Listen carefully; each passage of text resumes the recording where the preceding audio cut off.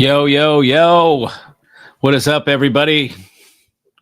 Good to see you, OCD Mikey, here again for another edition of the Mikey live stream where we have a lot of fun and give you the straight dope about the industry. No holes barred, no, sometimes a little filter here and there. But the real deal, as it were, the straight dope, if you will. So welcome, everybody.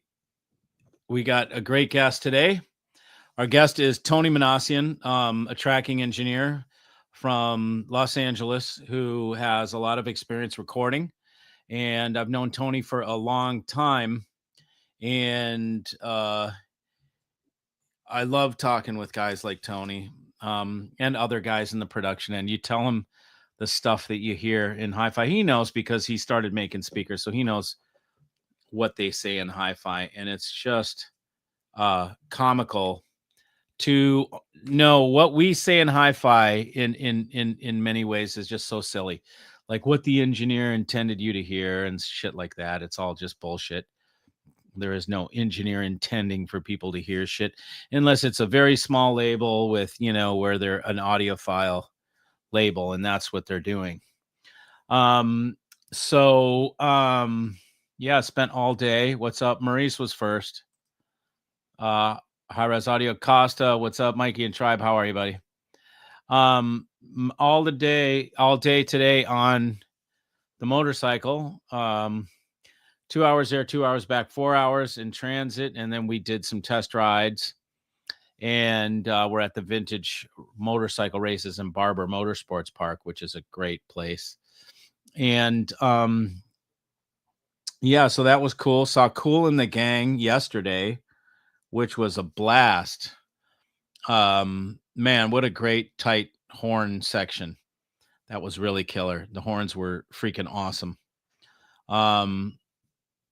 So anyways, in preparation for Tony, get your questions together. Any questions that you have about how the recording process works, what they're thinking when they're recording, why they do things the way they do, questions about microphones, questions about recording devices, and how it's all done and how he does it versus how other people do it. Tony is a guy that does single take recordings, which in my opinion are the most amazing recordings, are the ones where it's two microphones and you take one take, and with whatever happens, the mistakes, whatever happens, you don't fix it in the mix as a lot of people will do. And remember, we were talking with Andreas last week, and Andreas was saying the more you fix it in the mix, the more you potentially ruin the recording because of the processing that's involved with fixing it in the mix. Whereas if you take a straight take and you record it high level, you've got one take, there's no overdubs, there's no weird shit that you're doing to fix something in the mix. It's the purest way to record. And we can go into, I'm not going to go over it now with you because I'll ask him the questions that I know are going to be interesting for people. Because they're interesting to me, and it's something that I will point out when we start talking. Doing the purge this week, moved a whole bunch of stuff, got a bunch of stuff packed up, moved it, and got some. We've got more Fisher and Fisher listening spots if they're available. More Fisher and Fisher. Let's just say more Fisher and Fishers are making it around the country. You know what? You guys are just trusting me and buying the speakers, and God bless you for doing that, because this is something that the industry will tell you that like the dealers, the brick and mortars will tell you have to hear it. No, you really don't have to hear it. That's untrue. And they'll tell you that you do if you want to. Look, that's one thing. Okay. If you want to hear it before you get it, fine. Come here. I'll fly you here. You can go to one of the locations in many of the cities, but you don't have to. People are willing, after this amount of time, after the amount of product and systems that I've put out into the mix, into the ether, and the amount of great feedback that you all have had, people just call and place the order, and then know that I've got their back, that they wouldn't get stuck with anything they don't absolutely love. It has to blow them away. It's not the kind of thing where I promise it'll work when it shows up. I promise you're going to be mind blown. Otherwise, you can send it back and there's no restock fee. Nothing like that. So more went out, or are going to go out, and it's great, man. I reluctantly have to go. I will be at Capital Audio Fest. We will have the Fisher and Fisher speakers there. I'm guessing Capital will probably be the last show that I do. Our sales are better than ever, and we don't need shows. We don't need to show them. We don't need to be there. People think that by marketing, you have to understand that at these shows, and with the shows and certain dealers and the magazines, they get together and they will make a certain brand popular, even if it sounds like shit. And I'm not going to say the brands, okay, but you can use your imagination, because I've said before in my review, in my videos, of certain brands that get a lot of hype that I don't like, okay, because they just don't sound that great. But if you get them in enough rooms at the shows and you keep telling people they sound great, you can fool people through marketing. You can make them think something that is less than stellar sounds great because you show freaking bullshit measurements. You market it, you push your shit into 6, 8, 12 different rooms at the show. You give your stuff to the reviewers, and on extended loan or whatever, or just give it to them for free. And then the industry does you a favor, and then you advertise in their magazines. The industry does you a favor by telling everybody that your stuff is great, even if it's not great, okay? Because it's the way the game works, and so I've told you for a long time, I refuse to participate. It's why I don't send things for reviews. We don't need the reviews. We don't need brick and mortars. I sell as much as a dealer network. I sell as much as, 15 dealers in different states. So the whole mold is being broken, and you will be aware of what we're doing shortly. And it's a whole nother sphere of operation, a whole nother sphere, a whole nother realm that will exist completely outside there. You understand that there is more than just one audio industry. And this is what I used to think. I used to think the audio industry, and I used to refer to the audio industry as all the people that showed up to Axpona or to Capital or to Southwest or whatever. And that to me was the audio industry. Well, really, it's not. That is a sector of the audio industry that is the geeky nerd, the establishment of the high-end audio guys, whatever. There is the pro audio sphere, which operates completely, that would never even need, could shit out 10 hi-fi industries, with how prolific they are in the product that they sell and all that kind of stuff. They operate completely independent. That's the pro audio sphere. There is also other areas of high-end audio that don't need to be at those shows. You have to understand the shows are the same people, the same players, the same magazine guys, the same, it's a very small industry. That is a very small sector of it. There's full thing like Sonos. Look at Sonos, for instance. Crush any company in high-end audio in terms of strength and marketing and how much they sell and how prolific they are, and they operate completely. Do you see Sonos at these shows? No, not at all. They operate completely outside of it and make completely more than any company in hi-fi.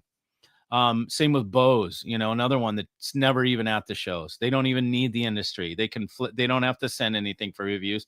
People can review if they want to, but it's like they don't need it. So there are ways to the shows that you see, like Capitol and Exponent, all that stuff. That is the legacy hi-fi industry, is what it is.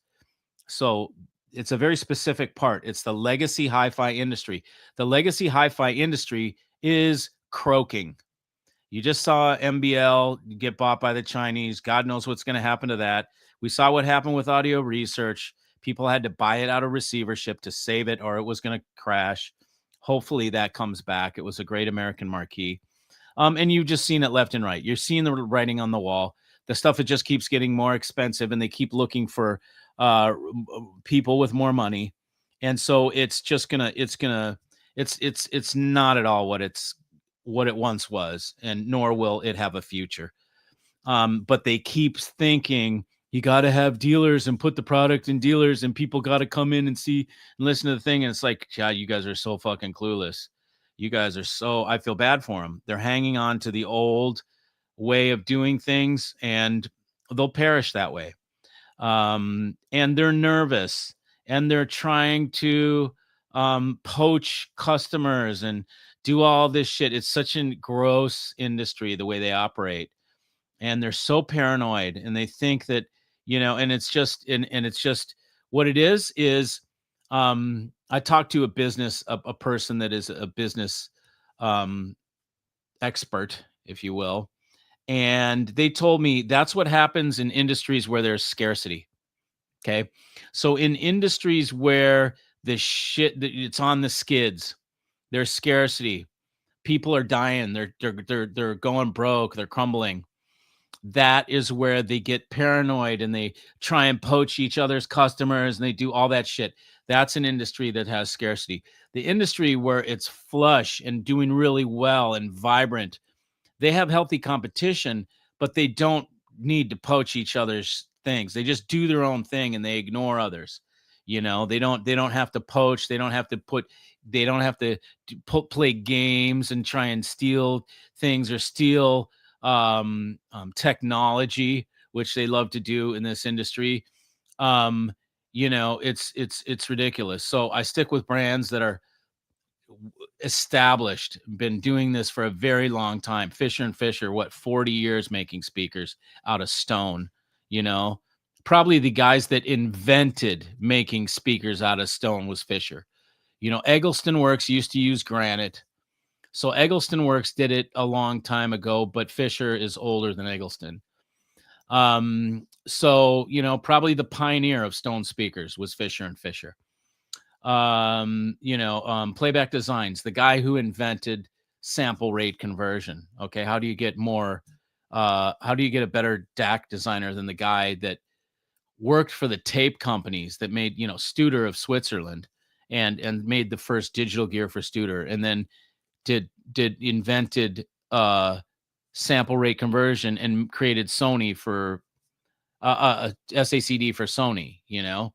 Those are the kind of companies, man, not these guys that just pop up and all of a sudden put a bunch of marketing under them, get in 50 different rooms at the show, have a bunch of reviewers say that it's good, a bunch of the New York journalists, guys that all, eat at the same diner, or whatever, you know what I mean? I mean, it's just an incestual little group. You've heard Mark call it the audio mafia. I don't even call it the mafia, because I don't think they're that strong. Mafia is way more heavy duty. These guys are not. But anyways, so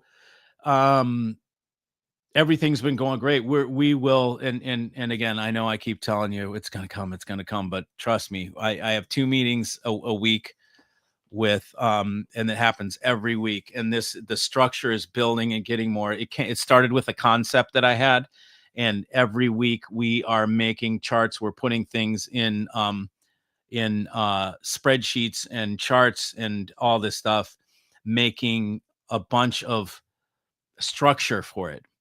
And it will, you'll be aware when it comes, and it's going to be the underdog, as you know. I call myself the black sheep, not because like I'm derelict or like an asshole or like a black sheep, like the derelict of the family, like the black sheep can sometimes be.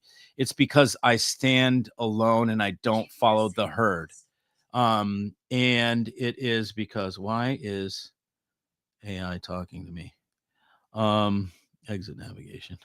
Um, uh and um and so what will be created will be a masterpiece, kind of the final nail in the coffin that Mikey has to the audio industry.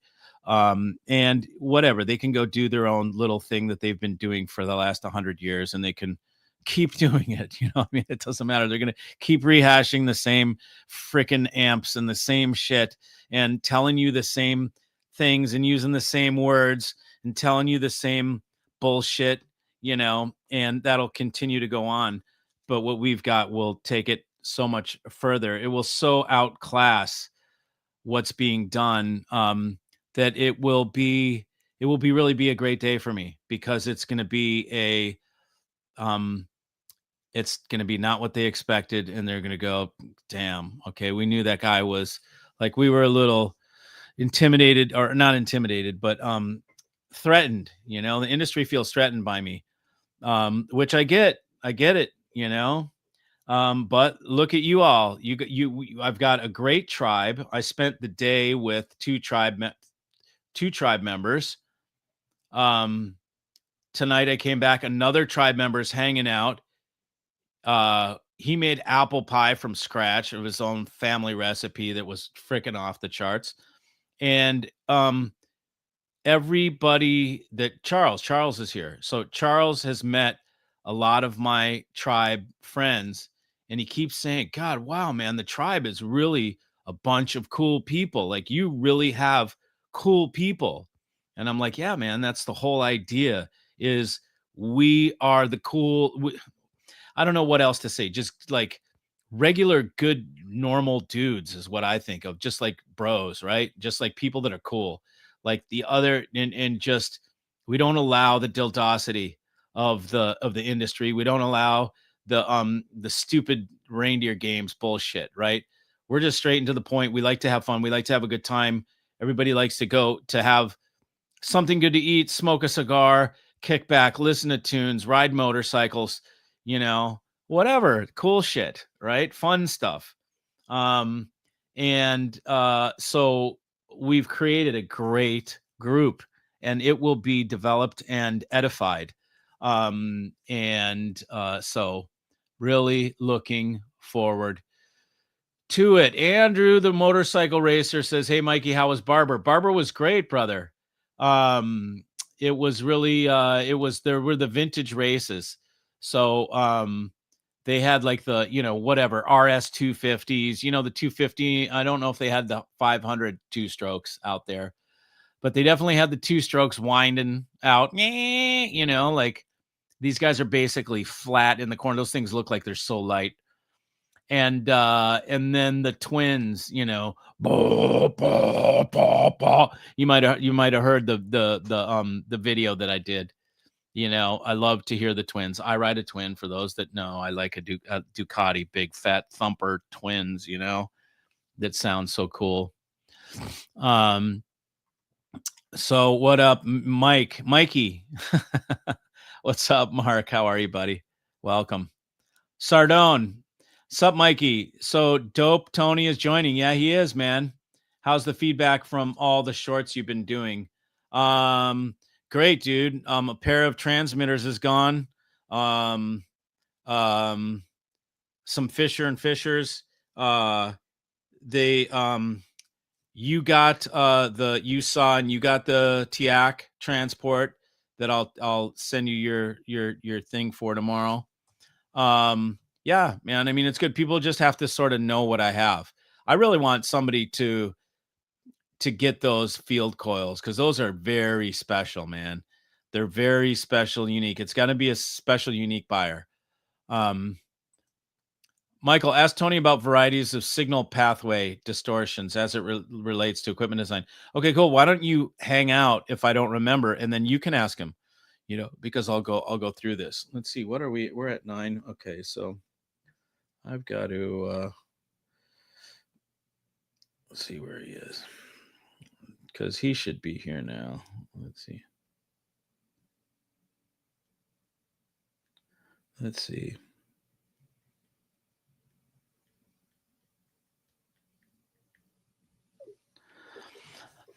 Okay, smoke a lot of pot.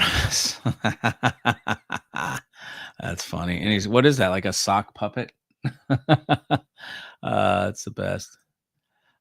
Greetings from Georgia, my brother. Glad to catch another live. Keep on keeping on, star. Right on, brother.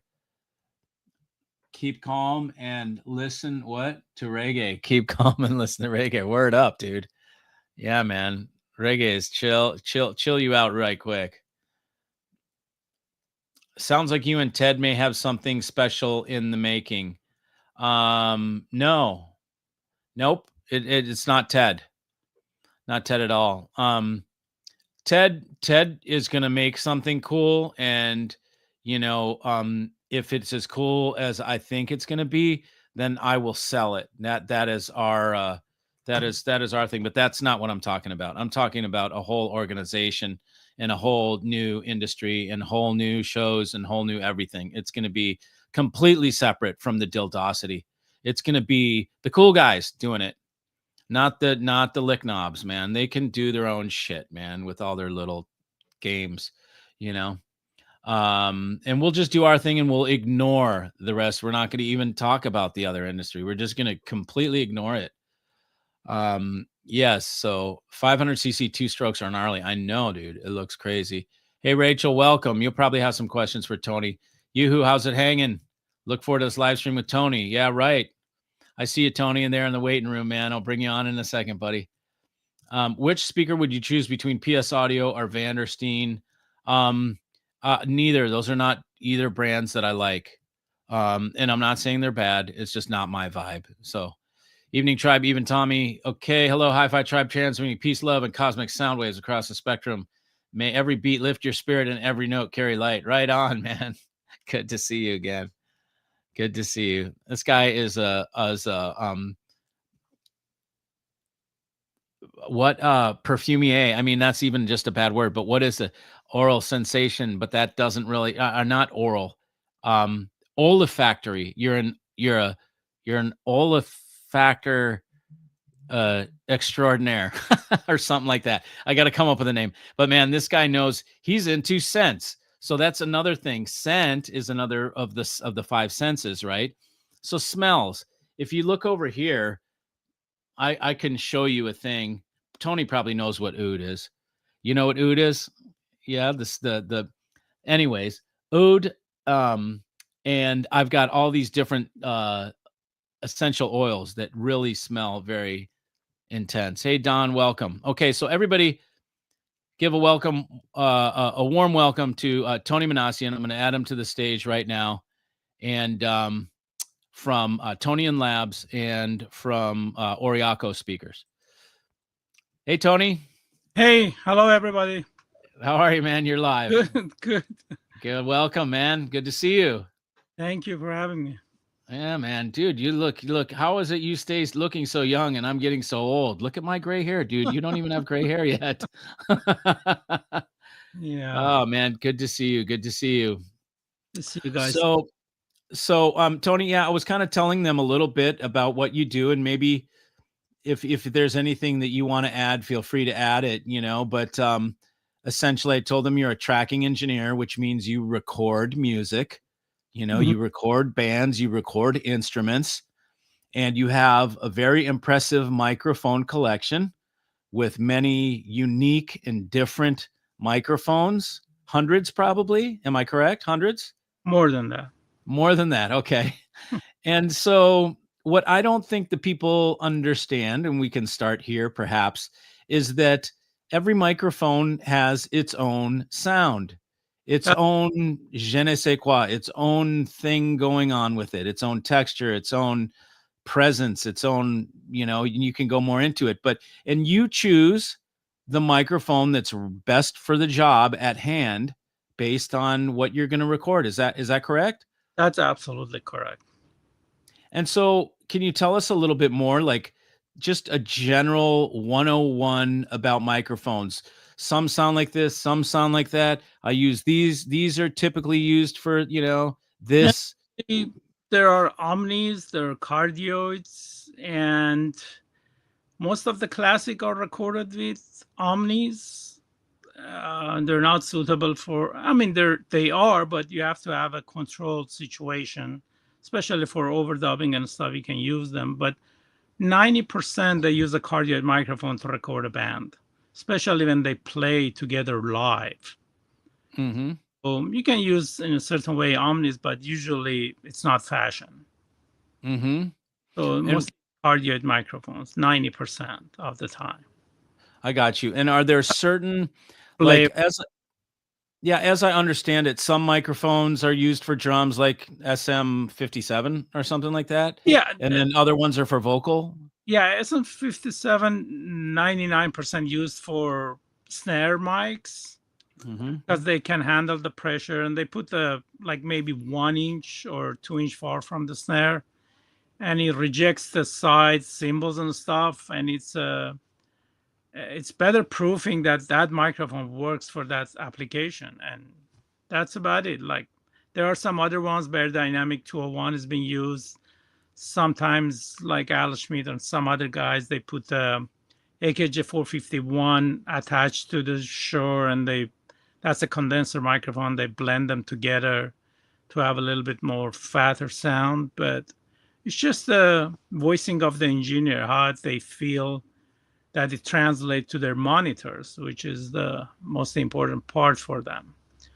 But other than that, nobody puts their ears in 2 inch far from the snare and listen to it. Yet, I hope not. and that Yeah. microphone is like brand new $99, and the used are like $50, $40. Wow. And audiophiles pay $5,000 speaker cable to listen to the $40 microphone. I don't Yeah. I don't know where is the concept of that, but anyhow, and that microphone is connected to a $10 Guitar Center cable to their whatever mixer board or whatever that is. Okay. And so why is it not important to use like an expensive microphone cable? Oh, they can, but it's normally they don't. It just doesn't make It sense for them. Okay, It's so it's just just kind of the truth of the matter yeah, is you your rare recording was recorded on yeah, cheap you cables. rarely can find like a studio that has a special like microphone cable made by you know better microphone companies, and that's 90% are donated to them. They're not going to pay for it. Even the richest studio now, they don't make any money, and they're not going to pay for it. Like for instance, I remember my friend was recording a duo in a area like military area. There was a bar in like Freeway 10 here. I don't remember the city, but it was like a desert kind of military place. And there was a lady with one hand, and she was drumming, and there was a singer or something. So he asked me to go there. And I said, okay, let's pick up our best mic. And he says, this is the good. So we went there, and the producer came in and gave us like 5 SM57 that there was mud on it, like Mold. really Oh, dirty. mud. Oh Yeah, yeah. Oh my God. 31 on a gift. And I told him, we have better mics. We can use a better mic and give you a better recording. And the guy looked at my friends, who the fuck is this guy? Just Mhm. record with what I'm giving to you. We'll fix it in a studio. Right. So they don't give a Yes. shit. This is what they used to, and they know how to manipulate, equalize, compromise. I mean, they use the compression mostly and equalization to get to the sound that they wanted. They don't care. Right. Well, So that was this is one of the examples. It was just like funny, and I said, "Okay, I don't want to be part of this." I just stepped out and said, "You guys do whatever you want to do. yeah, that's the old fix it in the mix, Fix right? it in the Same. mix. We'll fix it Yeah. in the studio. Don't worry about it. You just record it and give it to me." That's Yeah. what is Yeah. It's, okay, you don't even use a condenser. It's just 57. Because Yes. 57 has a kind of mid-range Yankee boost, and it works much better in a certain situation. Mm-hmm. And especially in the 2-3K, and some people like it, some engineers, and they don't have to use the EQ that much. Similar to the ribbon mics, like Alan Parsons always uses a ribbon mic on cymbals because they take the equalization very well, even Mm-hmm. though it's kind of fake high frequency end up, but it's pleasant, especially if you have a dull speaker. It will make Mm-hmm. it pop up and you may like it. It's very easy. Like 99% of the time, uh, you can buy an Audio Technica mic for $200. And microphones, I learned that it's, even though they have their own characteristic, but it's not really important to make a recording. You can do anything with any. If you understand your mic, you can do it. If you know Right. what the characteristic of your mic and where to put it and how to mix it, then it will work regardless. I mean, 90% of people, especially the singers, they like the Neumann U87. And the main reason is that it just roll off the bass in a high frequency and it's take the EQ very well. It's not that it's better or it can go up to 40K or this or that. It's just Mm-hmm. it works fine because singers are close, the bass is kind of roll off, and it works. You don't get the proximity effect as much as the other ones. It's dual-sided cardioid, so you get less boominess. And the highs Mm-hmm. are roll off and it takes the EQ very well. And it works for female and male. And sometimes even the singers ask if you don't have that mic, they don't come to your studio to record. And How about it? that's the way they advertise in the industry, and 3,000 something $100. That's a $200 microphone. If you know what it is, you can do it. Mm-hmm.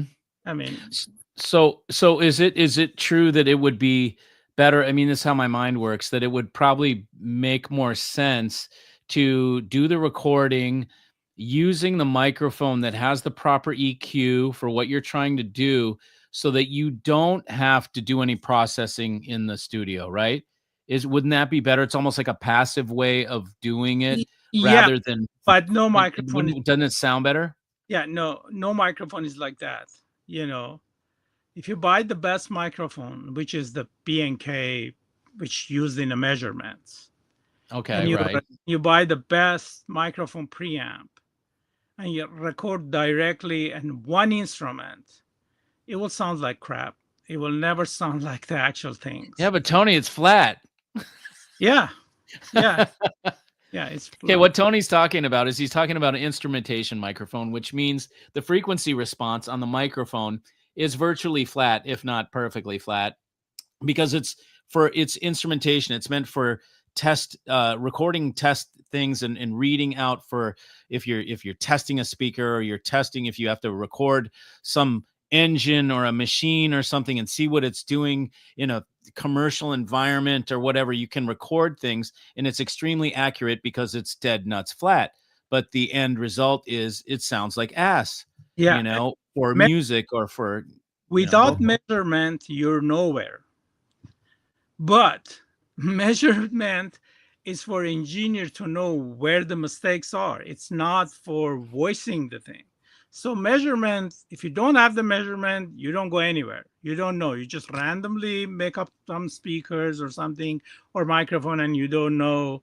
And you cannot consistently making the same thing if you don't have the measurement. But Mm-hmm. when it comes to voicing your item, the measurement is the last thing you're going to look at it. You have to keep listening to it because no microphones are built or speakers because like our ear or brain that it's connected together and creating an image and illusion of the sound in our brain.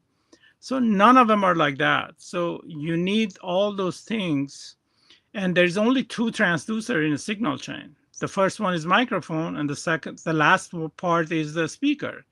And the electronics are really minuscule in compared to changes. Like Mm-hmm. it's zero point 0.0 something. But the microphone distortion and the speaker distortion is like really crazy. And the speaker is the most important transducer in the chain because their size is bigger. You have to have minimum of 6.5 inch, 5.5 inch and above. And most stuff, like 99% of the microphones are 1 inch or 1/4 inch or 3/4 inch. Only the ribbons achieve like 2 inches, but then they're like figure of eight and the dispersion are different and it's been used for a different type of recording. But overall, a 1 inch diaphragm, even if you make a 1 inch speaker, will distort far less than a 5 inch speaker, regardless of its design or magnet or field code or whatever. So then the speaker becomes the most important chain in audio reproduction. And then is your microphone, and then is your electronics. It's very interesting. So is it a larger diaphragm speaker distorts more because of its mass? Yes. That makes sense. And the excursion, which is, I mean, I think that the speaker and electronics or whatever, it's very generational. So let's say 50 years ago, if somebody was doing something and he was like getting money and some speaker designer, let's give an example for like Wilson Audio. If some magazine says Wilson Audio is putting 20 coat of lacquer, some other new guy comes, oh, if I put the 25 lacquer on my speaker, it will sound better than Wilson Audio, which is not going to happen.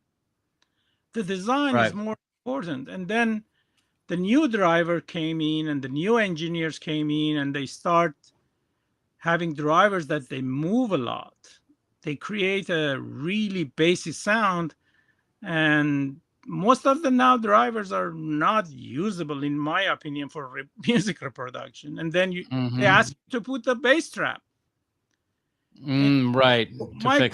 My question is, why don't you play an instrument in your room without the bass trap or anything, this and that, and see if it's boomy or none of them will happen. Right.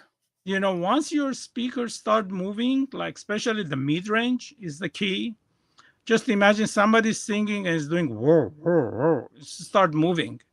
It will create bass. It will make a weak recording pleasant, but it doesn't mean that's an accurate reproduction of the sound, which is speed and fast impulse response, which you cannot achieve with the new drivers. Like 99% are a piece of crap, in my opinion. Yes. Yep. Even the driver I'm using, I have to change the suspension from the back. Okay. Yeah. Just crazy. Yeah. Lots of amount of work that I don't want to do it. Right. Yeah. Well, so people know Tony. Tony has actually gone all the way to designing his own driver, all the way front to back to improve on what he saw, because he saw so many things. It will be out soon. It will be out soon. You're going to do it again? Yeah, I'm doing it on a 10-inch right now. I'm working on it. Oh, okay. Excellent. I've seen these things. They're gorgeous. I think Nick Sardone is watching right now, and I think he might have some of your originals. He has the 8-inch. Yeah. Okay, cool. It's highly collectible, you guys. If you find these things around, super, super cool. So yeah, why don't you go into what is it about your speaker? What did you go after? What was it that you saw that you thought needed to be changed in your Oriaco speakers, which I have a pair in the other room? The Oriaco speakers are resonating cabinets. So the fashion is, the more inert it is, it's better it is. And some people like it. I cannot listen 1 minute to inert cabinet. To me, they're dead. I can pinpoint all the sounds coming from the speakers. And in live music, they're all free. And my speaker sounds like it to me. I may be wrong, but that's what it is. It's a resonating cabinet, and these are all achieved from the recordings. It's not from the... I did the same thing. I did an inert cabinet for 30 years ago, and I thought that's the best solution. Put a double MDF on it. Put a double plywood on it. And I end up achieving something that I didn't like. When I recorded and played back, it didn't sound exactly free. It was all congestion. And then when you do like open baffle, that has its own problem, but it solved a couple of other problems. And I find it the best thing is to study acoustic a little bit about how the live instruments are making the instrument makers. And once you're understanding that part, you can design a speaker that work with your drivers instead of, trying to, not working with your drivers, not adding anything. So for me, once you put, this is the problem. Once you put a driver in your baffle and you're trying to make it as thick as possible, or aluminum or aircraft aluminum, which is weirdest thing in the marketing, because the aircraft aluminum is the most ringing one. So you should have never said you use all aircraft. and Okay. and you ask any machinist, they will tell you that's the most ringing one, the aircraft aluminum. But anyhow, Okay. once you mount that driver on your baffle, you that baffle becomes part of your wall, and it's only 1 millimeter thick. So if the cabinet was true to it, the sound bounces back to the cabinet and coming back with a delay to you through the driver. Okay, yeah, through the driver cone itself. Yes, absolutely. Yes. And if that was the case, you should have made the driver with a half-inch thickness aluminum, not come out. Right. Yeah, I understand. So that's for me. So Mm-hmm. I may be wrong. Some people know more. I don't know. I tried it. Sure. It didn't satisfy me. Okay. And Yeah, on the speakers that I have, I also noticed there's an up-firing tweeter. What is that for, and how does that work? that's for 3D imaging, because normally the sound is 3D when you listen live. Like let's Mm-hmm. say cymbals going up and down, and all this last 50 years they're giving us a upfront tweeter that goes front and back. It doesn't go up and down. And it doesn't have the same energy as the main tweeter. It just gives a couple of harmonics, extra harmonics, that it makes it kind of a 3D, bounces back through the ceiling. Mm-hmm. Mm-hmm. Yeah, it seems to work well. Yep. And you use tone woods. Yeah, absolutely. Yeah, so for people listening, that's wood that is used for instruments that has a tonal quality to it. So Tony's, if in case you didn't understand, that Tony's speakers resonate along with the vibration of the cone of the driver and give a sonic property to his speakers, which is exactly an opposite approach to what you see with many other speakers with a dead cabinet, like say Fisher and Fisher, or Wilson, or any of this. I mean, everybody else is trying to make inert cabinets that don't make noise, or don't make a vibration, whereas Tony is using woods that have certain tonal qualities. Because if you look, I mean, imagine an acoustic instrument. A piano has wood that is making the soundboard. A violin, it's wood that's resonating. A guitar, the same thing. So Tony's philosophy is, why not make the speaker like that too, and use it to with each driver to help use its strengths of the tone wood to complement the speaker well, so they work well together in unison. It's a Which little is harder to design a resonant cabinet than a solid cabinet. So in the beginning, I failed a lot making samples, but I finally figured out how they work and which frequency they have to resonate to work with the driver. So yes, a little yep, bit kind of, it's just not, it's easy, but it's not that easy. You have to fail a lot to understand. And 99% of speaker manufacturers, they don't record their own stuff. They don't understand. They rely on reference recordings that people or magazines recommended them, and yet they don't sound like the real thing. and they just go by the measurements and their experience with the music that they like to listen to. Right. Yep. Don't think you can achieve anything with that. You have zero clue.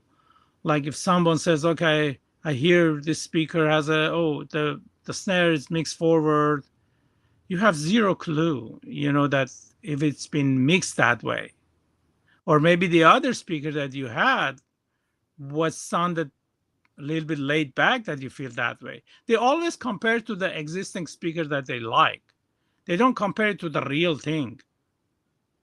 Right. I think it's Yep. a major problem because let's say if you go and listen to some speaker that produces the cymbals perfectly, 99% they will say, oh, this is a bright, they afraid that somebody's going to tell them, oh, this is a bright speaker, which is honestly, it's not. It's, you can appreciate the cymbals or some horns and stuff.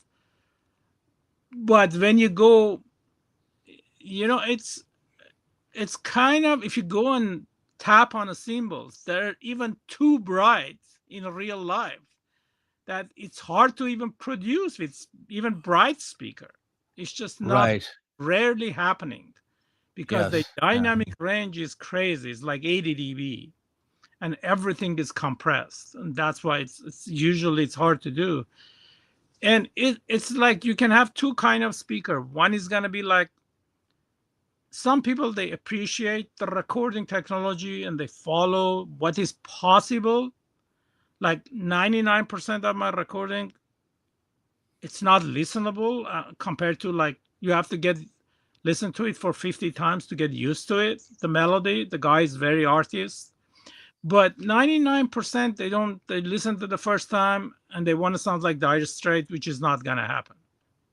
So instead of appreciating what is possible to achieve and judge on a recording, then just some people, they understanding it and they enjoying it.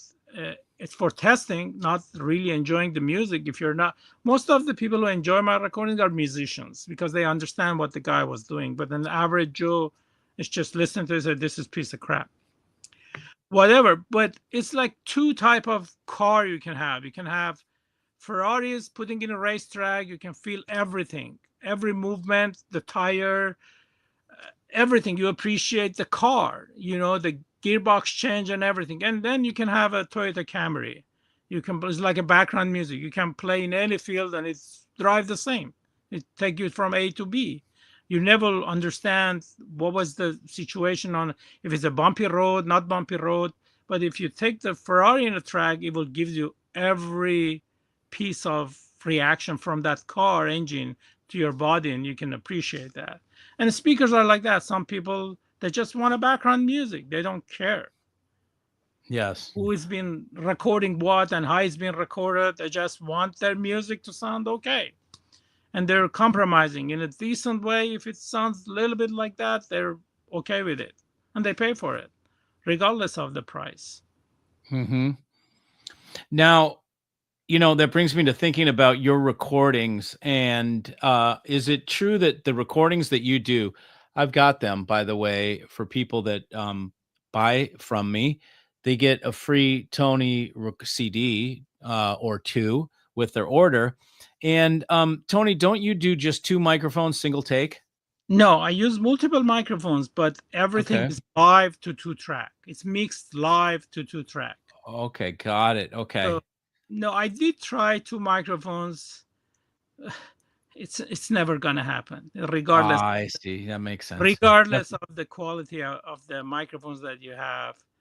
And I have one of the best ones. You name it, I have it. It's just not gonna happen. I tried, and it was like, let's say if you have money, you want to bring the musician in your house to listen to it if they play, if you have the money or the power. But if you like certain auditorium sound, I'm not one of them. I don't give a damn and sitting say, oh, listen to that auditorium sound. It sounds really good to me. I can't do that. I don't think anybody can do that. And the image is far, far away from the reality, and the dynamics are basically gone. It's just it doesn't have the same dynamic because the microphones doesn't work like ears. So if you put the twice the distance, the microphone sees 4 times the distance. I So, see. Okay, like, so it's more important that you have a microphone up close to the not instrument. up close. You have to have. It's a different technique for certain microphone that you can use. Omnis you can get as close as you want it. The Cartiers you cannot. You have to understand the microphone. I said you have to understand this. This chain is 2 transducers basically, but you have to understand.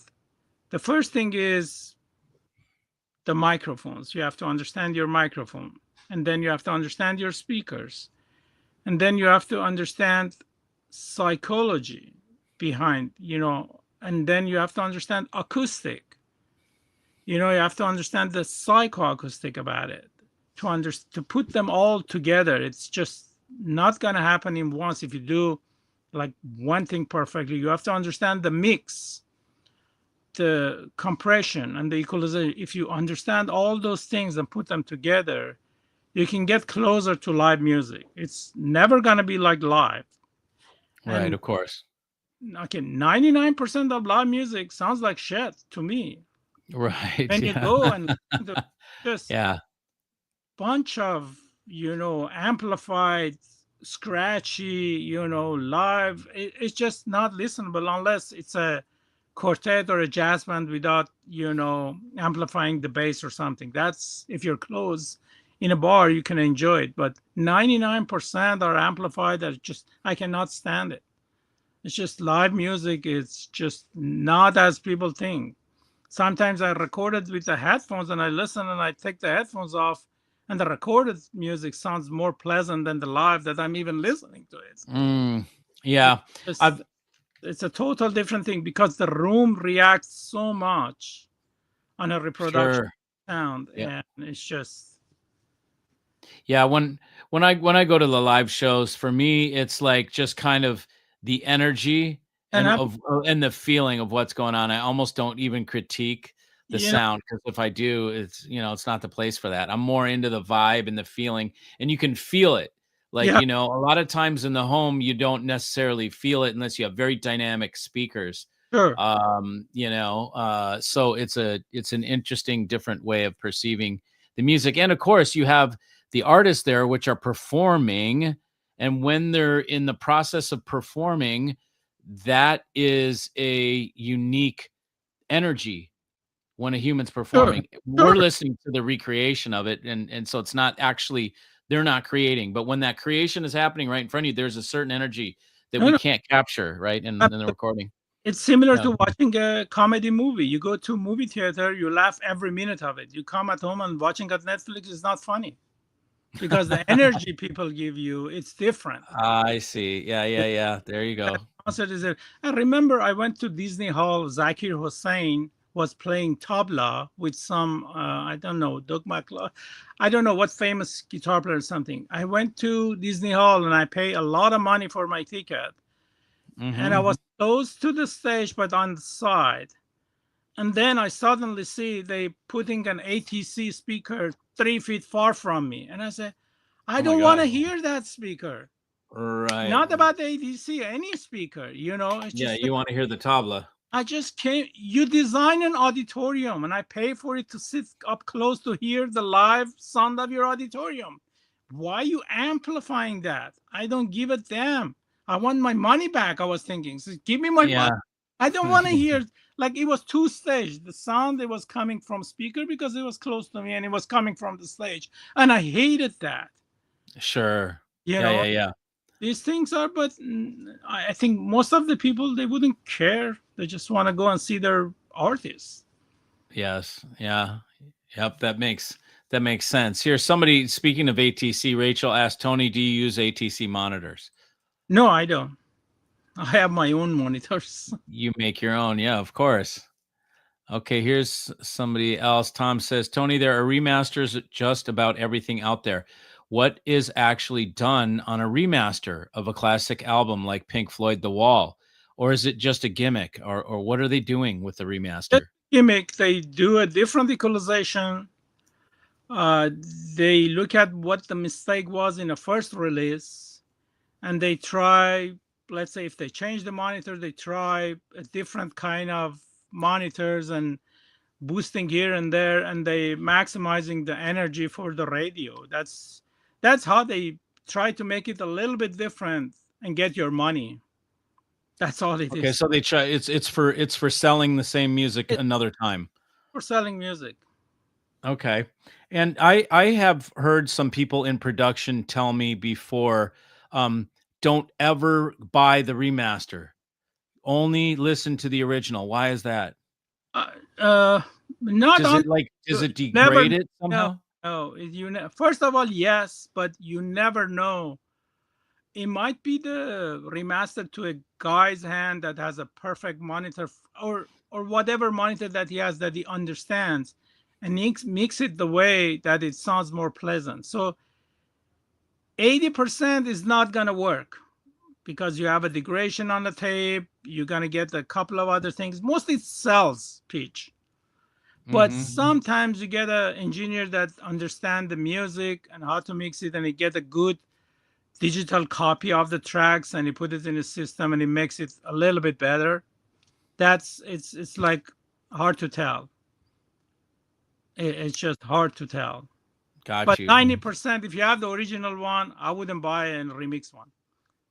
It doesn't matter to me. Mhm. Like I have 4 or 5 version of Dark Side of the Moon, and I think it's piece of crap as far as the recording, and they got the best recording ever. But the recording of the cashier's money, that part, and a ringing of the watches, Bells. those Yeah. are like pleasantly recorded. But the rest of it, if you listen to it, to go to any show, if they're playing any other track of that CD or vinyl, it's just bad sounding. Mhm. Mhm. You know, W- the w- only tracks that they play is those 2 tracks, and after those ringing are gone from the clocks and the cashiers, you listen to the snares, the dull snare, no matter what. And I have Right. 5, 6 version. I have even the original pressing from Japan. It came out I see. 1982, And it's still the same. still the same. It's just And sometimes, so it was the recording. they just get one of the best recordings. The music is great. There's nothing wrong with it. But as Sure. recording, yeah, to me, those only 2 tracks sounded good, but the rest of it, I don't. There is another track in the last part that is kind of decent, but most of it is not. Which is one rock album that stands out to you as being very well done, well recorded, well mastered, well mixed? Uh, I don't know. Donald Fagen, I any don't of know. it? Don't listen Or to Steely Dan? Yeah. Steely Dan. If you call it, you know, rock and roll, yeah. I think most Or of the rock whatever. and rolls are not. It's just Okay, so yeah, so maybe I shouldn't say rock album, but just any album. any Like album. how about Like George Michael's Faith is good. Some of the tracks uh-huh. are very good. How about Mark Knopfler? His Mark albums seem to Knopfler, be the Dire Straits one is good. I haven't heard the Mark Knopflers that are really good. Not Money for Nothing, the first album. no, the earlier ones. Yeah, Yeah, that Shangri-La. is better, I think. The Police album, some of them are good. And what else? Shade albums are so. Talk Talk is okay, good. Some of the Boy George is good. Not all the tracks, because just imagine these are all tracks that are recorded in a different studio. So sometimes they're in a tour, and the company booked a guy in Chicago, and they go to Boston and say, okay, go to that studio and record that album because they have to release it in 6 months. And the sound Mhm. is different. Nowadays, it's even worse because the digital came in. And, first of all, because the musicians don't make money, they don't produce album as much as, they used to be. There are more Mhm. musicians because they can record their own music, but I hardly can, find a group that they practice or rehearse together for a new album to ask me to record. It's just not happening.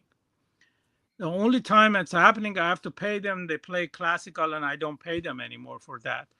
It's just they asking, they sending to their friends in like New York. So can you play the trumpet on this part and send the file to me? So that guy plays in his room. He does his own reverb and echo and send it to the guy in Los Angeles. And then the cello player is in Chicago. The guitar player is in Manhattan. So they all have a different room, different mic.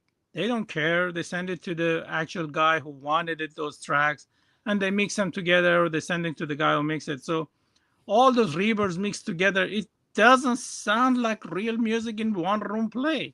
But that's the reality. That's what it is. It's cheap. The guys, Yeah. okay, I played this trumpet for $200, and so okay, play it and send it the part to me. Mm-hmm. That's a reality. That's one of the problems. There's more music, and more music is good, and more musician, but the way it's been done, it's different. I mean, look at some of the Beatles. If you don't have too much, just imagine. I went to a couple of studios, and it's a simple track, like 2-3 instruments. They have like 92 tracks. I said, why you have 92 tracks on it? It's just 2 instruments and 3 instruments. Oh, we have a, microphone, room microphone. We have a boundary microphone. We have this. I said, the more mic you have, the more distortion do you introduce to your channel. Mm. So back then it was like 4-channel, and the music was played in a one room, and that's what the Beatles or some other ones were good, because the engineer has to come up with the final decision how to record them to get the sound. And there is like 4 microphone distortion is far less and more dynamic than a 20 or 50 track microphones. You have to add all those tracks, and you end up a mushy sound that is not even important. A jingle here and there, and they think they have to have this many tracks, which is, I think, stupid. Mm-hmm.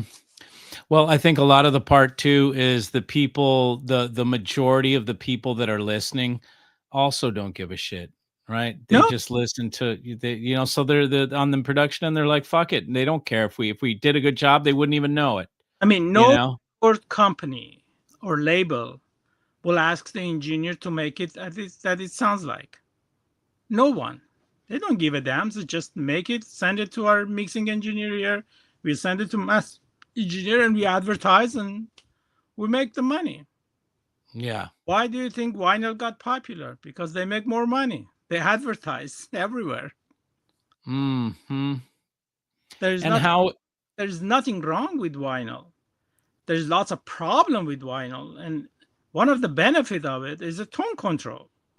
You can change your cartridge and get a different sound, and you may matches with your speaker and you like it. There's nothing wrong with it. I have tone control on my amplifier. That's much easier for me. And the future is digital. It's streaming. It's not going to be CD or anything else. That's right. It's just the new generation are so busy and lazy to make the living. They don't give a damn if you do this kind of recording or that kind of CDs or vinyl. It's a tone control. It's the same as tube amplifiers. The output transformers are tone control.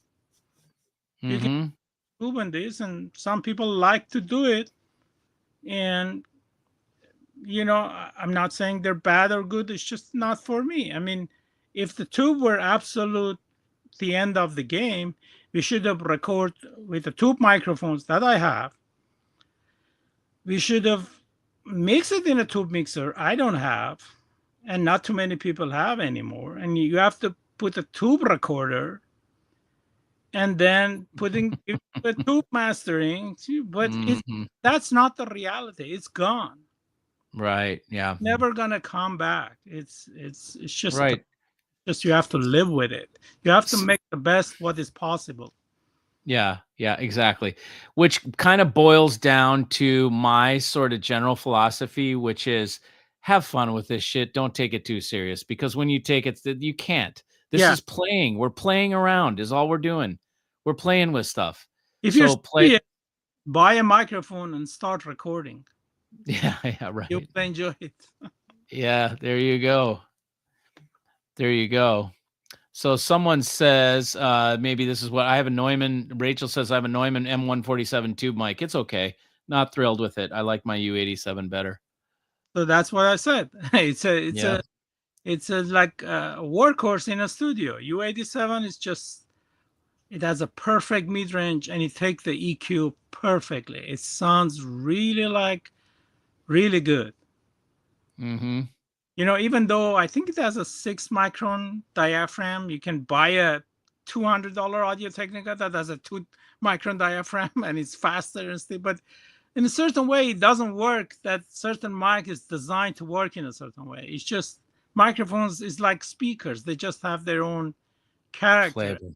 It's the engineer's job to understanding it. Mm-hmm. It's not the microphone. If you buy the best microphone, it's not gonna make you a better recording engineer. Right. Tell you that. Yeah. Yeah. Just imagine that. What is that new lady that is famous? I forgot.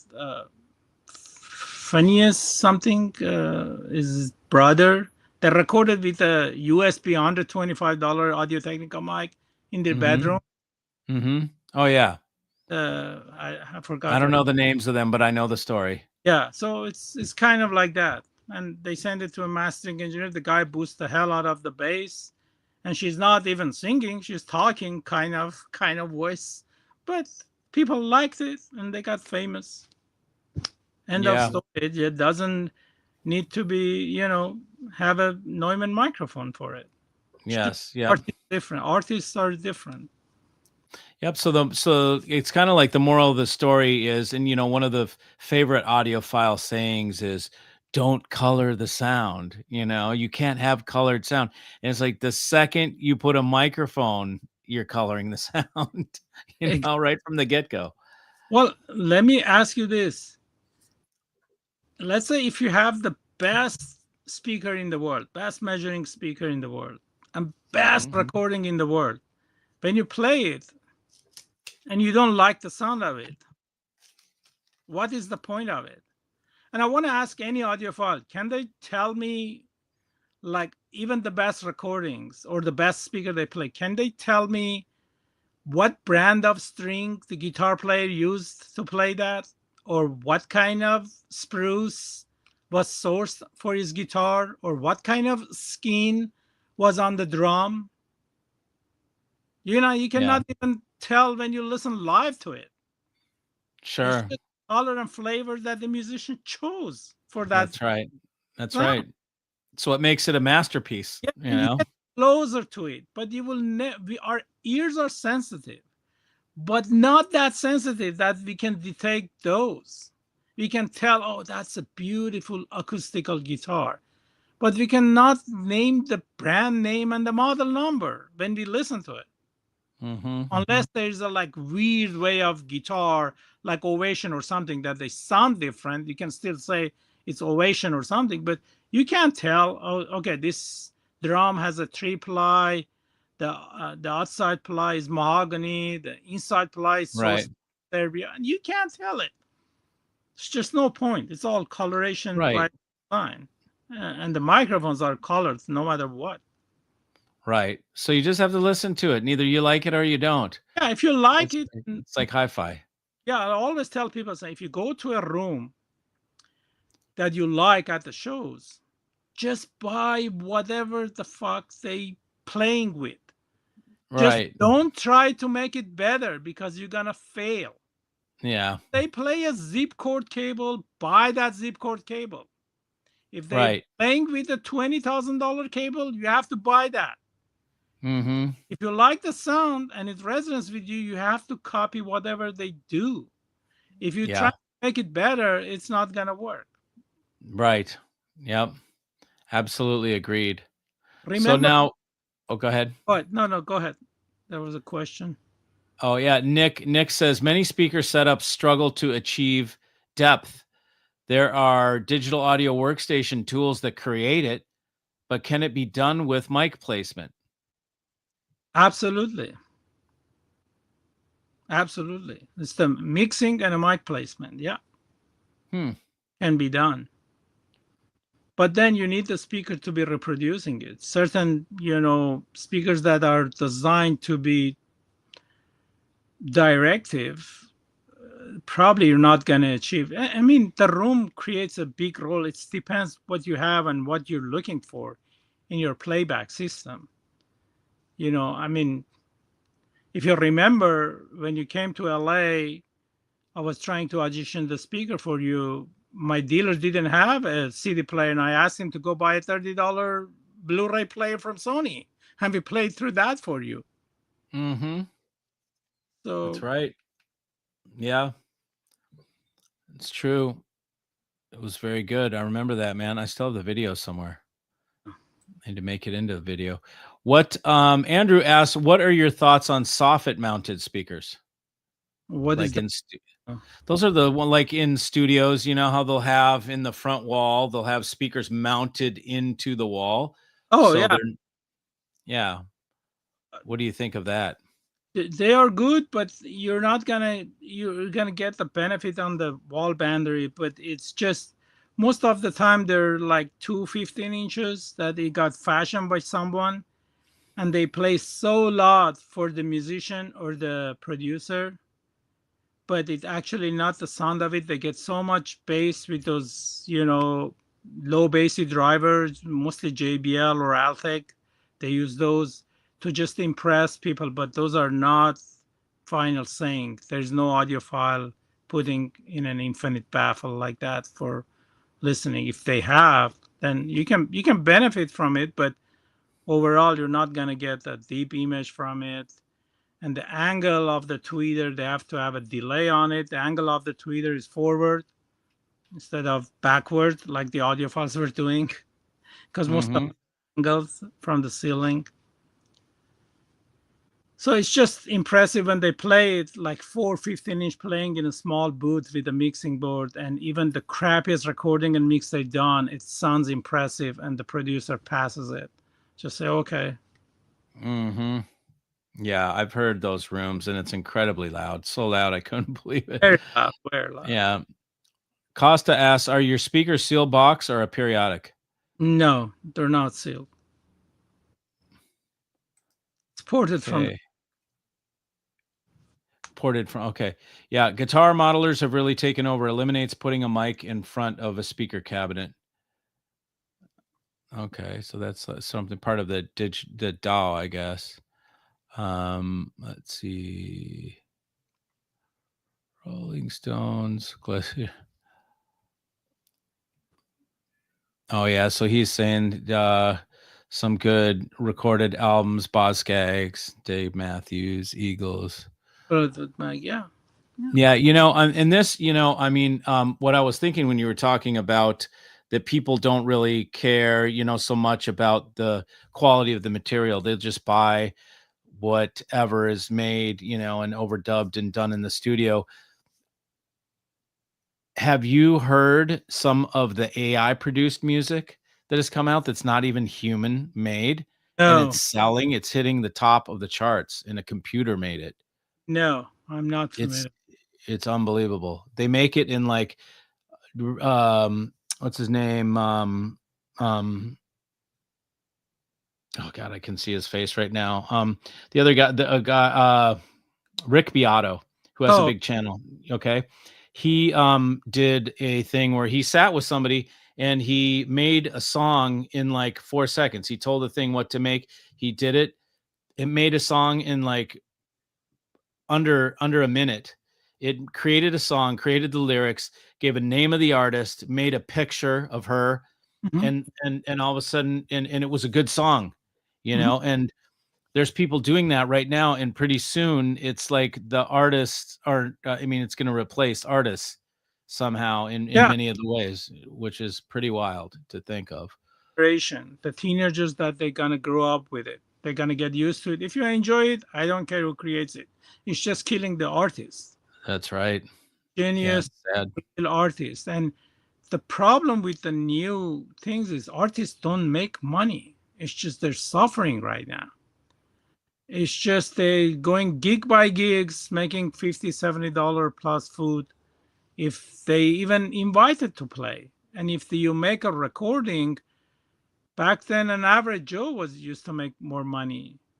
And now they don't. It's just lunch and dinner for Thriller was $1 million spending for the studio time.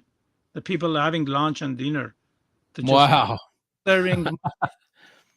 And I hired, some top-notch musicians that they're like play at least in 1,000 albums or so for $300, $100 each to play for me. Wow.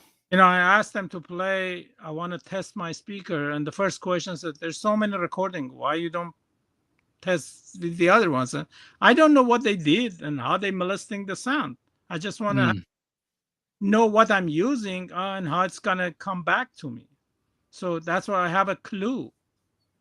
So what I did wrong on that recording or what I did right, so I can understand. But if I buy a Eagles and judge I can't tell.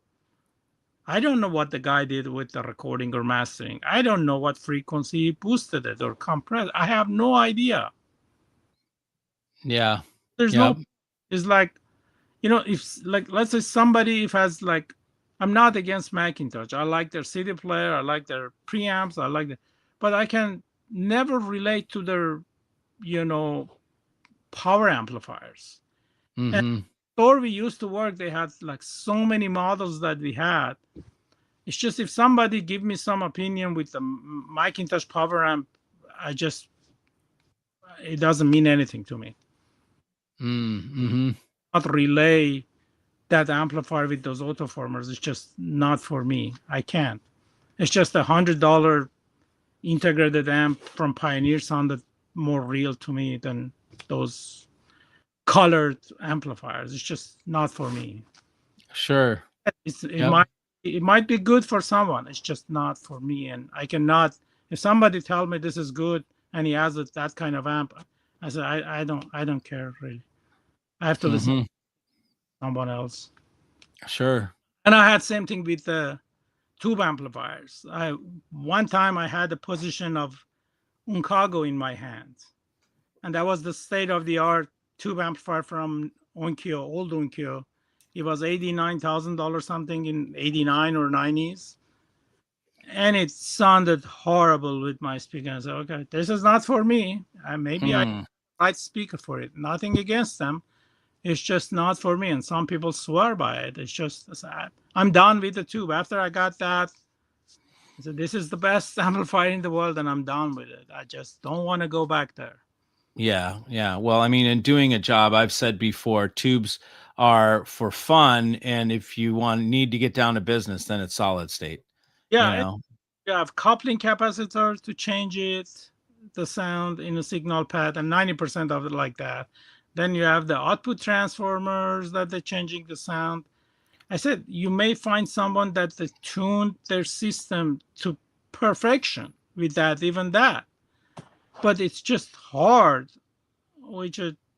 it's harder for an average Joe to understand those things. You need minimum 20, 30 years of experience to understand the output transformer you're using or the coupling caps or this and that. And then you can make your own system that it sounds pleasant to you. But other than that, it's basically a coloration, that's why it's not inviting for new people. They don't want to spend that time. They just want to buy something and play it. Yes, exactly. Something that sounds good to them, something that sounds great to them. Yeah. Yep. And it doesn't matter anything else. And I try and say that too. The measurements don't matter. The materials don't matter. What caps are in there doesn't matter. What transformers, what the specification are. None of that shit matters. Listen to it. And that's what matters. Does it connect you to the music? Those are matters to the engineer, but for end user, nothing. Correct. Correct. That's true. Rachel says, do you hit an analog compressor on the way in while tracking vocals? No. No. Okay. You're a purist. Okay. So let's see. I have microphone can handle 168 dB, so they can shout at the microphone. Nothing will happen. Okay, let's see. They're talking about Billie Eilish was the artist. Yeah. Yeah, that you're talking about. Yeah, so I mean, all in all, I think after all this, it's like, people get down and caught in the weeds with hi-fi and high end, and they get so sidetracked by certain things that really don't matter, coloration, all this kind of stuff. We just spent time talking with Tony. We know coloration starts with a microphone. It can and how far it is from things. We can completely change the way, I mean, the people that produce the music can change it however they want. And as Tony was saying, many of them don't even care. It's just like whatever it turns out as. They're not even after anything. They're Look, just like, look at our industry. When you go to the shows, most of the room they playing the same songs that it's been, from the other one, Boskak's this and that and that. It's mhm. same music. It's not because they wanted the sound. Look at their new engineers. After everyone started using Accutane drivers because they're expensive, and the people, it's like a jewelry thing. It's if because the driver is expensive doesn't mean shit. If Right. engineer doesn't know how to do with it, but it's fashion, and everyone thinks that they want to come up with a new speaker that it has to be $50,000 or $100,000. Oh, we have to use Accutane drivers because those are like $2,000 each. And Yeah, exactly. they don't talk about the sound of it. They just talk about, we have to use this. We use this because it has a $2,000 tweeter. It doesn't mean anything. That's right. Yep. That's the Yeah. unfortunate industry. It's just, I said it's generational. People start to copying. If somebody came up with a stone speaker and so many people say it's good, then the next year or so, you're going to have five another company who makes it. Oh, that guy makes a 1-inch stone. I make a 2-inch marble. My speaker will sound, Yeah. because 2-inch is less resonant. So it's all generational. And some people, I think most of the people in the speaker industry making money is the people who design their own drivers, and they're like scientific companies, regardless of sounding good or bad. And I think the best thing happens in audio, to be honest, the last 10 years is Jason. He goes to every show, bring all the sound to your room for free. You don't have to like him or believe him or listen to him, but at least he gives you a clue for free what kind of sound you're getting. I mean, that whatever Jason did was incredible for last, 30, You're 40 years. talking about the cowboy junkie guy? Yeah. I think that Yeah, I got an issue with him. I got an issue no, no, with him. doesn't Yeah. matter if you haven't. Yeah, he picks certain manufacturers that he likes and he slags on other ones. No, no, And he I was trying to talk shit about I don't listen. Granite being better than Slate, and I'm like, fuck you, dude. I You don't. don't know, fuck off. It's like two different flavors. Yeah, There I is don't nothing better than another. Yeah. listen to that part of it. He Yeah. recently started doing that, but in the back old days, I think that's the best thing happens to audio if people cannot go to the show. You don't have to. Yeah. That's why I said you don't have to believe him that he said this speaker is better than the other one, but at least Right. You get to see everything. get to see everything and gives you free. And Yeah. nobody does it for free. Just imagine what he did. I don't want to brag about him, but what he did was incredible. Like the stereo for an absolute sound didn't do for people for so many years. I think whatever job he's doing. Right. Because he's not getting paid by the sponsors. But Yeah. give it time. Give it time. No, I Give know. it No, time. I Give it understand. time, dude. He was at a dealer a couple weeks ago, and then he was talking all sorts of hyping the brands that the dealer carries. It's coming. Maybe he's not getting paid, but eventually he'll be getting favors or gear or something. I said You I know? that part. I don't Yeah. care. Yeah. I don't have to agree with him. I'm with you. Yeah. Whatever he did was very beneficial for audiophile, and I think I applaud for him for doing that. I Okay. but the other parts, I don't care about anything Right. like that. It Cool. doesn't matter. Cool. Yeah, man. So you've got some great speakers. I will be doing another video on the Oriacos that I have. and you've told us you're going to be in New York at the New York show, which is, what is the date for that? I think it's the 24th of October this month, and this is the Okay, first and that's in East Coast. So people who are in those areas, they can come and listen to the sound. yep, it's in North New Jersey, right? It's a Hilton in New Jersey. Yeah, it's I think 15, 20 minutes far from the airport, Newark Airport. Right. Okay, great. In a Hilton. And what do you know what room you're in? No, I'm Okay. gonna be, I don't know. Gonna be in the same floor as Technics, because in the beginning I asked them to provide me a small amplifier that has a CD player on it. They just came up with that. And it Mhm.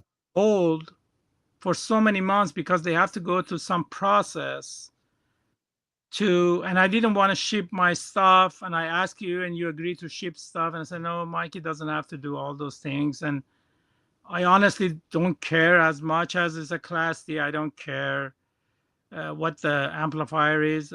Mhm.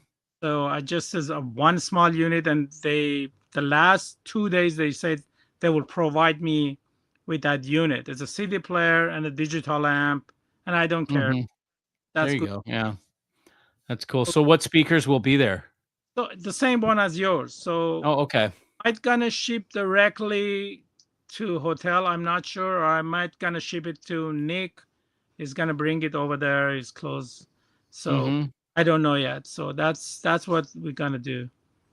Yes. Gonna Yes. Cool. public recordings, but because the amplifiers nowadays they're just okay. You know, Right. Yeah, it's hard to find really excellent ones.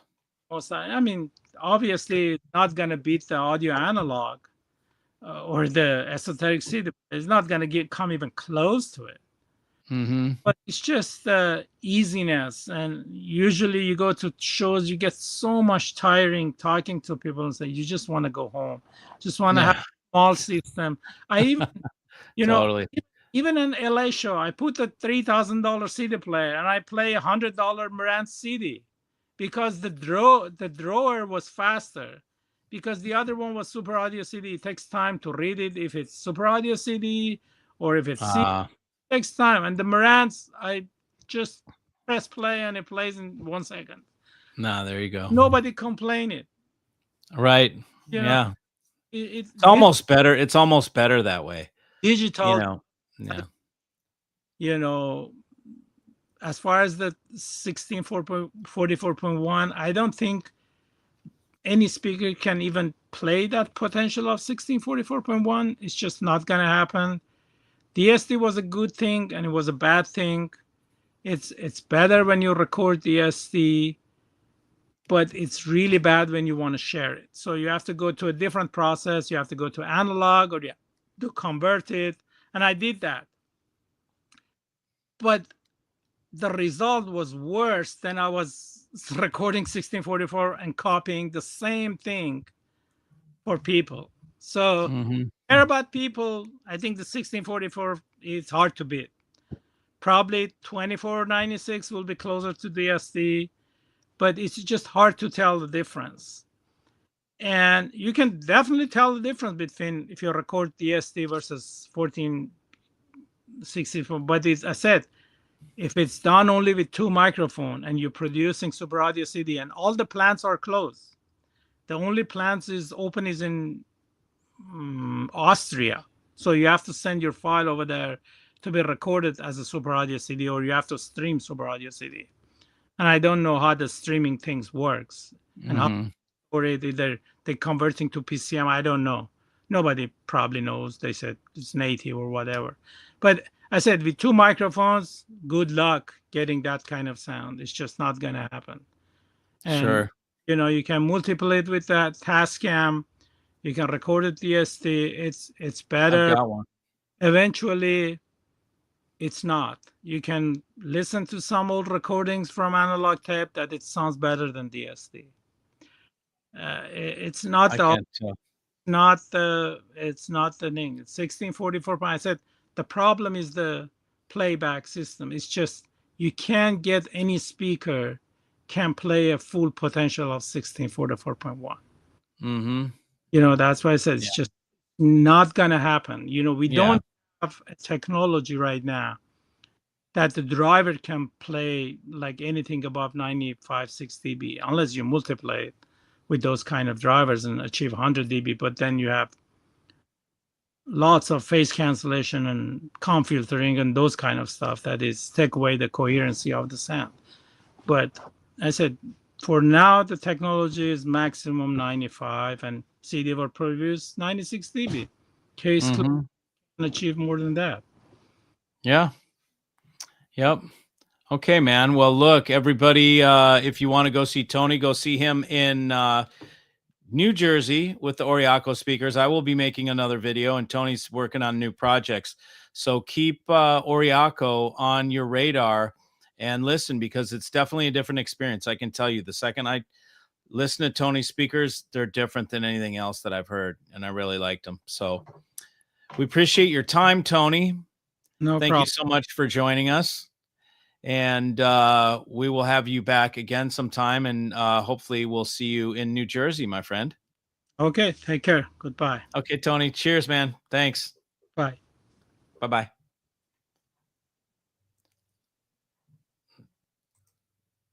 Okay.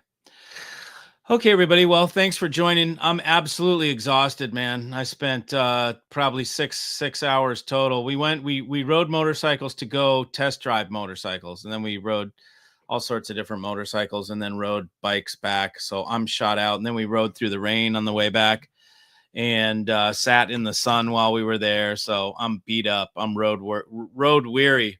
So I'm going to go catch some Z's. But thanks, everybody, for joining. Big thank you to Tony of Oriaco Audio and Tonian Labs.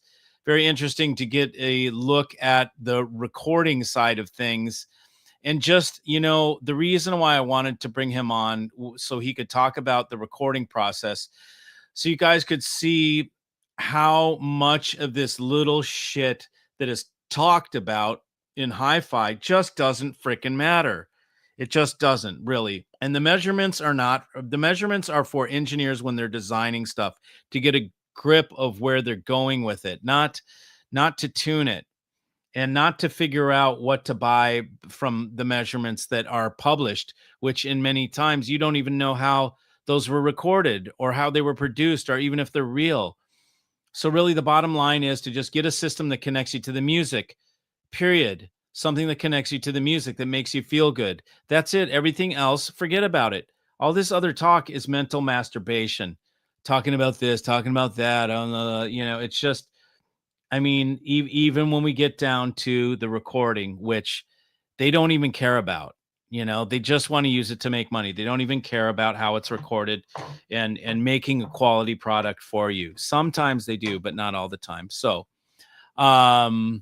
So I brought this to you guys just to see another little angle on production and hi-fi. Most of us, I see Max says something about a little jaded, but good discussion. Anybody that has been in the audio industry, in the high-end audio industry, for more than 10 years is going to be jaded. And this is something that we all have resentment towards it, because it's so full of shit. Okay. Some of us will talk about it. Most people won't talk about it. Okay. Because they're afraid of whatever, people getting upset or whatever. They're afraid of, oh, we won't make money if we pull back the walls of illusion for these people. But it's a con in many ways. You're being conned with hi-fi. And the bottom line is, it only matters what connects you to the music. Everything else is bullshit. Okay. Any of us that have been doing this for a long time, yeah, we're jaded, because we see the lies and how you guys are manipulated, and we're sick of it. And it's just upsetting. So, but there is a trend happening where people are defying the old ways. They're stopping and thinking before they just buy some crazy number from, a brick and mortar dealer. And I'm not saying brick and mortars are bad. Some are good, but many of the sellers in this industry just shovel product, and they don't care about what you get on the other end. So I thought, let's bring it all the way back to the production end in the recording and see what the production guy has to say. Guy who starts with the microphones that are colored, and see how non-colored your audio system is. It's just a foolish thought. So I brought Tony in as a great point of reference for us, and I will continue to bring guests in. I understand it could be more popular. I could have more people watching if I talked about things like, dramatic things, or, maybe, I don't even know the name of this, $500 speakers, right? If I talked about $500 speakers or stupid shit, I know things that bring clicks. What I bring is the actual real truth, whether it's ugly or not, whether it's boring to people or not, it is the truth. And then you guys know where I'm shooting from. You know what my background is. You know the people I talk to, and you understand how I am seasoned in hi-fi. I'm seasoned in hi-fi not by just knowing marketing and how to market. I'm seasoned in hi-fi because I talk with people from the production end with the microphone all the way to the speaker driver coming into your room and the room treatment, right? And everything in between. So Tony's part of that. And I thought it's a great reference to have him come and speak with us. And I will continue to bring more guests. So thanks everybody for joining. I will see you on Wednesday. Have a great week. Thanks for joining me. Love you all. And I will see you on Wednesday. See you.